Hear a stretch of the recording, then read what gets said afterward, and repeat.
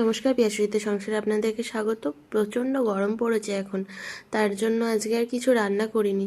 সকালে ভাতটা জল দিয়ে ফ্রিজে রেখে দিয়েছিলাম। ওইদিকে মাছের টক আছে আর কালকে রাতের একটু চিকেন আছে। জানেন তো, পান্তা ভাত খেতে খুব ভালো লাগে। তাই পান্তা করতে করতে হলে তো রাত্রিতে করে রাখতে, তো সারা রাত ভাতটা ফার্মেন্টেড হতো, কিন্তু সময় ছিল না, তাই সকালে করে জল দিয়ে ফ্রিজে রেখে দিয়েছি। ভাতটা খুব ঠান্ডা হয়ে গেছে, এটা খেলে শরীরটা খুব ঠান্ডা থাকবে। আমি অবশ্যই এখানে চিকেন দিয়ে খাচ্ছি। এই যে দেখুন, দুজনে নিয়ে নিয়েছি, আবার পেঁয়াজও নিয়েছি। চিকেন কষা দিয়ে ঠান্ডা ভাত সঙ্গে মাছের টক, পুরো জমে যায়। অন্য কিছুর সাথেও খাওয়া যায়, তবে আজকে চিকেন কষার সাথেই খাচ্ছি। চলুন, অনেক দেরি হয়ে গেছে, আমরা দুজন খেয়ে নিই। আর আপনারা আমার চ্যানেলটাকে লাইক সাবস্ক্রাইব করে পাশে থাকবেন।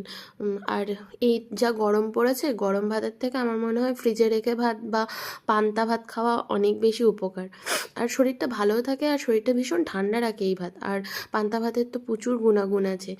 চলুন তাহলে খেয়ে নিই, আবার পরের একটা ভিডিওতে দেখা হবে, গল্প করা হবে।